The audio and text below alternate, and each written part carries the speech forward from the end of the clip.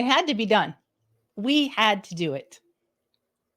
Even the posters clearly show that these two movies have a lot of similarities. So today we will be doing a comparison between the Inglourious Basterds and the Ministry of Ungentlemanly Warfare. John? Well, I gotta let you know, we're definitely not the first people to make this comparison. In fact, Guy Ritchie's nickname, and I found this in doing a little bit of research, is actually he's nicknamed the British Tarintino of directing. So, of course, that comparison is very much a compliment, no matter how you say it and stuff. So, we're not the first ones. Well, we reviewed the Ministry of Ungentlemanly Warfare in our last 2 episodes, actually, because there was a lot to talk about. And as we went along, it just had to happen. There's too much fun in comparing and contrasting them as well. So let's begin with the similarities and see all the ways that we found that they are like each other. And of course, all of you who are watching, you may come up with some other comparisons that we missed. So please be sure to give us what you see as being similar in the comments. Well, we already said the overarching similarities, they were both very fun movies. And so, but on our list of similarities today, Melanie, first is both of them have suggestively quirky titles. And, you see that, right off the beginning with both movie posters. Yeah, I think they both lend themselves to be not taken too terribly seriously with those titles. I know with Inglourious, who uses that word? Yes. And Bastards is misspelled, and that was on purpose, or at least not the spelling that we usually use. And then with Ministry of Ungentlemanly Warfare, just, as soon as you read it, you're questioning exactly what type of movie is this. What in the world is Ungentlemanly Warfare? Yeah. And then number 2 on our similarities, both main characters of the movies have identifiable accents that play into the satire of the movie. And Melanie, since Inglourious is one of your favorite movies, I'll start off and let you talk about that. Again, I think the next thing that really pops out, besides how quirky those titles are, is how they both speak. And of course, Aldo Raines, Inglourious Basterds is one of my top favorite movies. And the way that he speaks with his, I don't know, is it an Appalachian accent? You're from the the Great Smoky Mountains. He says he's from the Great Smoky Mountains in East Tennessee. And of course, Quentin Tarintino, he always brings in Gatlinburg. He's from East Tennessee. So in all of his movies, he has a character that is from, and even in Django, they talk about going to Gatlinburg. So he ties that in all of his stories. But probably a little bit over the top, but it's fun. Of course, yeah. So as a man who is sitting in a small coal mining town in Appalachia at this very moment, then you can say at least it was a exaggerated, maybe cartoony version of your accent out there. Absolutely. And then of course with Ungentlemanly Warfare with Gus, that British accent, which is probably more in character for the movie, but definitely fun to hear him do. Yeah, definitely. So definitely the characters are a lot of fun to get to know as they just to listen to him speak. The third similarity we both listed was both main characters have an obsession in the movie. Yes. So we're going to show the viewers what that obsession is through a little collection of movie clips. I assume you know who we are. You're Elder the Apache. But warned if you heard of us, you probably heard we ain't in the prisoner taking business. We in the killing Nazi business. And cousin, business is booming. Oh, yeah. When do we go? 0200. Take towers first, then move on to the radio room, barracks, and end up in the control room. What do we have here? Gestapo. How'd you know? The badder they are, the better they're dressed. Really must get me one of those coats.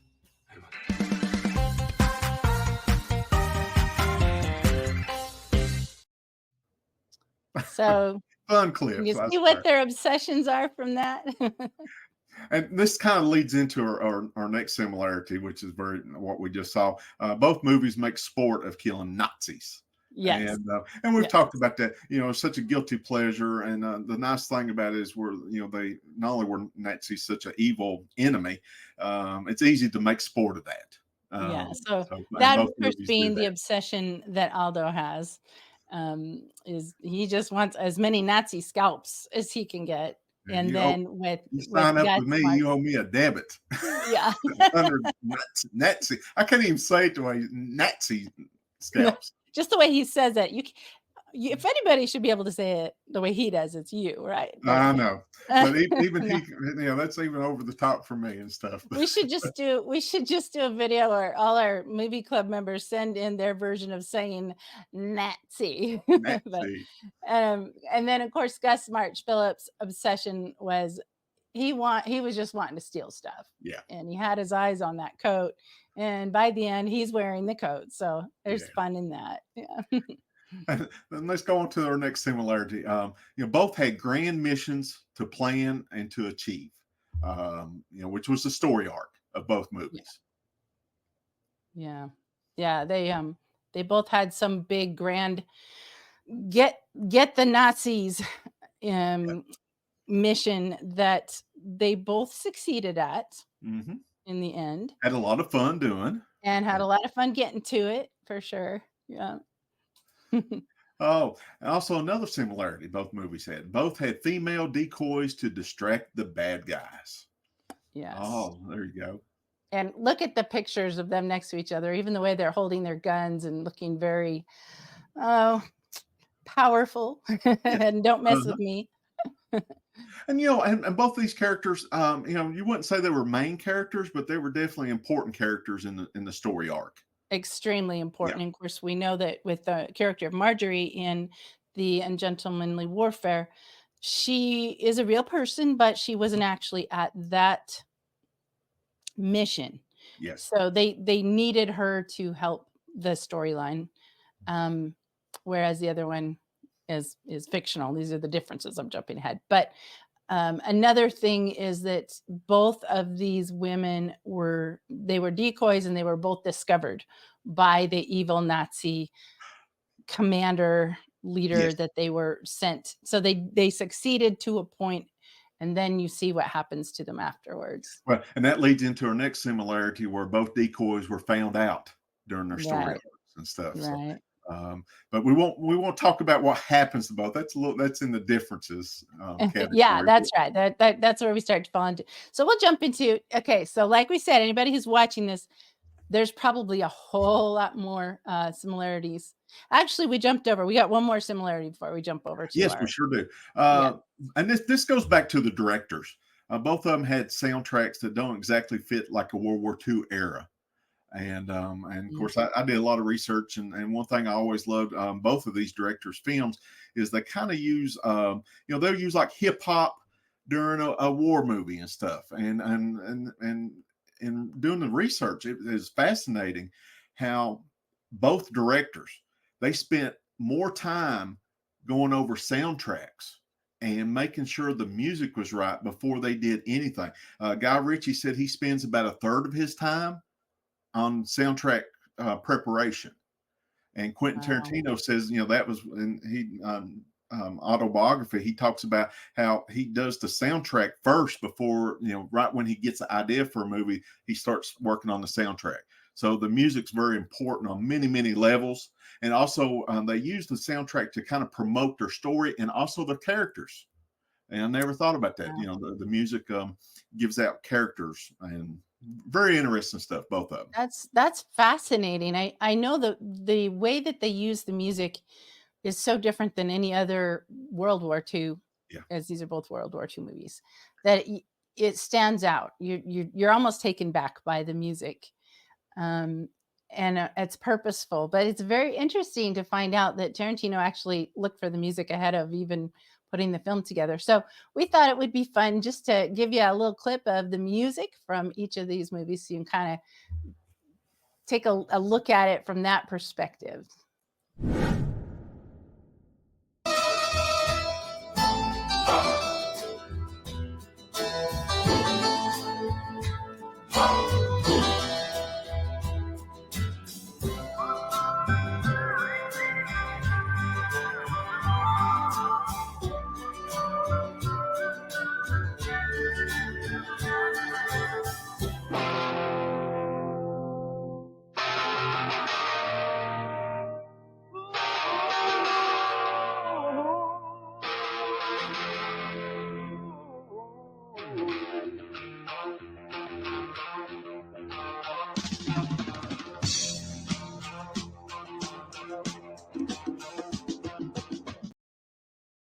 Wow.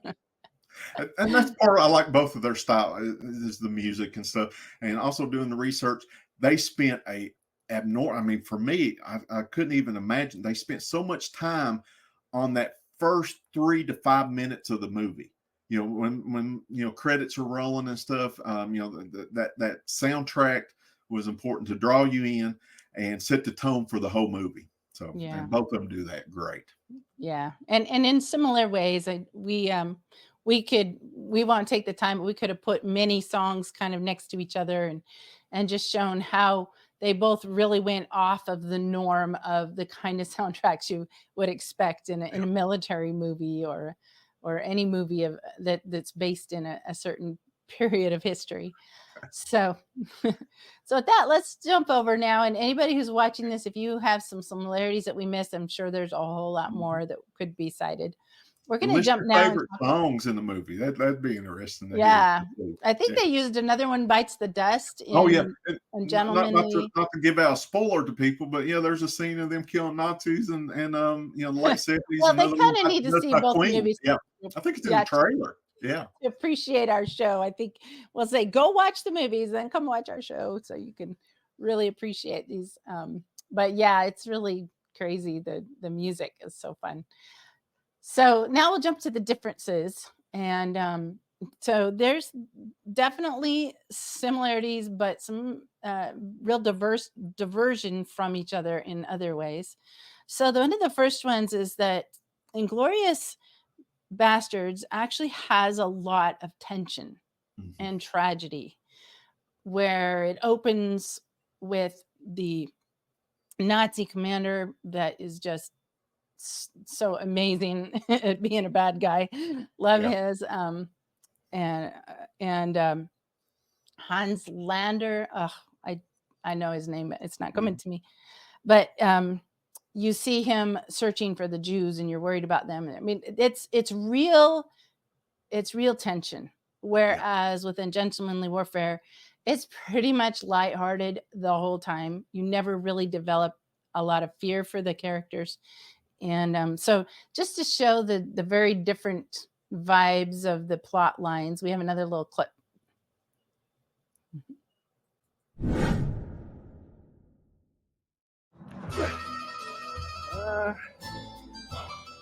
Not sure it's working, Lasser.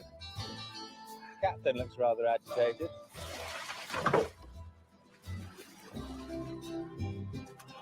They're bringing their guns to bear. They'll find their range soon, sir. Ready? Should we be worried? Oh, I don't think so, sir. It's a rather large explosive, so I set a rather large fuse. I located the outside of the powder room, so when he goes bang, it really should go bang. So, sir? Should be any second now, chaps.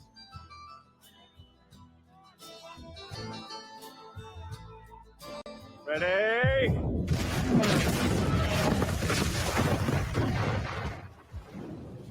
Good work, Frederick. Thank you, Captain. You outside, who are you? British, American? What? We're American. What are you? I'm a German, you idiot. Speak English pretty good for a German. I agree. So let's talk. Okay, talk. I'm a father. My baby was born today in Frankfurt, 5 hours ago. His name is Max. We were in here drinking, celebrating. They're the ones that came in shooting and killing. It's not my fault. Okay, it wasn't your fault.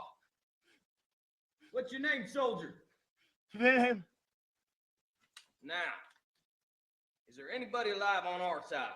No. I'm alive! Nein, lass uns doch nicht spucken. Yeah. So in that first clip, it's kind of funny. You hear the soundtrack that we just played. Yes. And you can see how it could have been this tense moment where they might be hit by these torpedoes that are getting closer. But the music tells you that it's not too serious. And of course, they blow it up and everything kind of continues that way throughout the Good entire job, film. Frederick. Good job. Yeah, and then of course the second clip from Inglourious Basterds. This is the scene where all of the killing and the kind of the chaos that erupts in the Yes. pub that's down in the basement, and you hear Aldo asking if anybody is even alive, and so we do see the main characters that you come to care about be killed. And Oh yeah, and that's uh, also a big difference between the two movies. yes, Inglorious Bastard. There's only two that survive at yeah, the end. Yeah. they So achieve their goal, but they all have to kind of pay the yep. price to get there. Yeah. Yeah, so big difference there. Now this is ironic, and this next difference is that where Inglourious Basterds is entirely fictional, Mm. and boy, don't we wish it were true, the way that it ends in some ways. But whereas the Ministry of Ungentlemanly Warfare is true. Even the name, the Ministry of Ungentlemanly Warfare, Yeah. was actually the name of the group who conducted Operation Postmaster. So I find that so funny that the one that's the most unrealistic is actually based on the true story. So Oh, absolutely. But I still find it fascinating that that is a real story. mhm. And granted, Guy Ritchie and the screenwriters had to take some liberty to add some tension, add some action to this particular mission. But what they Did you hear probably what you did, just said? yes, They had to add tension and yeah, action. Like that's how smooth that operation actually went in real yeah. life. But if you read the history of them, they actually combined some missions together because there was, definitely that Ministry of Ungentlemanly Warfare saw a lot of action Yeah, and met their own tragedies also, as we've talked in yeah, the other videos and stuff. So yeah. he was just taking some other missions and adding some, to that particular postmaster mission to make it a And little if bit you're more just entertaining. finding our channel and you haven't seen our shows on that movie, I'm going to put the links at the end so that you can go back and watch our commentary on that film, because we do talk about the people and we talk about the real history. So we have 2 episodes that kind of touch on that with the Ministry of Ungentlemanly Warfare. Mhm. All right, so another difference that I could see is that because of the tension and the danger and the tragedies, I feel like Inglorious Bastards actually has a more complex plot line, but also the achievement is a lot more joyful. I don't know. It's I feel like in Gentlemanly Warfare's achievement, the buildup it's a little more of a flat line. Yeah. It's entertaining, but you don't really have that heightened tension to give you that joyful peak moment when they achieve Mm. basically stealing the ship instead of blowing it up. Whereas with Inglorious Bastards, by the time you see what happens in the theater to all of these top Nazi Yeah. officials, I think we come away with a lot stronger feelings Well, and in also that one. where Inglourious Basterds was, a fiction, historical fiction, killing, all these terrible, terrible people. So you have this, surge of, gosh, they did their mission and this makes you feel good. Yeah. Even though they had a lot more tragedy and losing all but 2 of their men, Aldo being one that survived and his companion there at the end. But, with the, Hmm. but you also got to remember in Gentleman Warfare, the main purpose of that movie is to tell that whole story. This was a new story that came out of Hmm. declassified documents, and I'm very glad they told the story because it Yeah. was important history that needed to be put out there. Absolutely. And I think it's kind of interesting because where the one is fictional, I feel that the Inglorious Bastards is a masterpiece. Mhm. And the Ministry of Ungentlemanly Warfare is a really good entertainment, Yes. but it doesn't rise to that masterpiece level because there just isn't enough emotion pulled out of you other than just to kind of kick back and enjoy yourself for a couple of hours. Oh, However, it does, like you said, give you an opportunity to appreciate real history. So there's yes. certainly a lot of value in that. Yeah, and if you've not seen any movie, I suggest you see both. Glorious Bastards is like you said, more iconic and a little bit more on that. The dialogue that there was just more to Inglourious Basterds than there was Ministry of Ungentlemanly Warfare. But Yeah. great fun movie.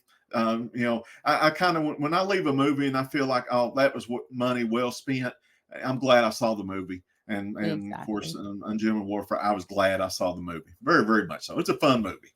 Yeah. And I've seen it catch some criticism. There's people who I think did exactly what we're doing and wanted to compare it to Inglourious Basterds. And of course, that's not a fair they're comparison. similar, but I mean, they're on just different levels of achievement, I really feel. And I think so it's funny as we're sitting here doing our show on it, I really do feel that when you put them head to head, and if you have an expectation that it should be like Inglourious Basterds, which is funny because we found the similarities, you can walk away being critical. And I think that's a loss of opportunity. Because if you dislike something that is really very likable, you're actually missing out. So at the end of the day, I would say they're definitely two movies you can put head to head and find the similarities. But at the end of the day, you have to appreciate them individually and not as a set, so to speak. Yeah, absolutely. How do you feel about that? I couldn't agree more. Like I say, it's a fun movie. Not the iconic like Inglourious Basterds, like you said, but absolutely well worth the time and effort to go see the movie. And I'd even put go this see way, it a second time. hey, if you're a movie producer or director and your movie's even being compared to a Quentin Tarintino movie, you've done a pretty good job. You're a writer, you got books. It'd be like being compared to Hemingway or Faulkner and stuff, just being compared. And just because you're coming up short, I'd take that comparison any day of the week. So and twice on Sunday. I agree completely. That's a really good point. The fact that we're putting these next to each other and finding a lot of fun in doing it as well definitely makes them both worthwhile movies to see. And I'll be honest, I'm not the kind of person that likes to watch movies over and over again. I'm guilty of it. But if I would watch something more than once, then that's my big gauge. Wow. Now, I have seen Inglourious Basterds, I don't know how many times. Tombstone, love Tombstone. Oh, yeah. Just some movies are just so good and well done. And I would watch The Ministry of Ungentlemanly Warfare again. I don't think I would watch it more than twice, whereas I don't know how many times I've seen Inglourious. And it's just one of those movies you just want to cite the lines when they come along. But it's definitely a lot of fun. So next week's episode, we're going to be watching a movie that I think makes a lot of sense for us, being that our channel is called Masters of the Air Talks, as we started out with the Masters of the Air Apple TV series. I'm sure people are wondering, when are they going to cover Memphis Belle? Well, next week we'll be talking about Memphis Belle, and we also will have a very special club member coming to help us talk about it. And just so y'all know, we're going to start bringing in club members who are interesting people that have something to contribute to the conversation around the movie that we'll be watching. And so come find out more about our special guest. I'm just going to put that little teaser out there. And do you have anything else to add, John? Today, but I look forward to next week. Very much so. I hope the viewers will come back and check it out. Yeah, we're having a great time. Be sure to like this if you got some out of this, if you enjoyed our introduction to the similarities and differences, and subscribe to the channel if you'd like to continue to join us. And hopefully in the process, you can let us know that you're a member of our military movie club as well. Thank you. See you next week.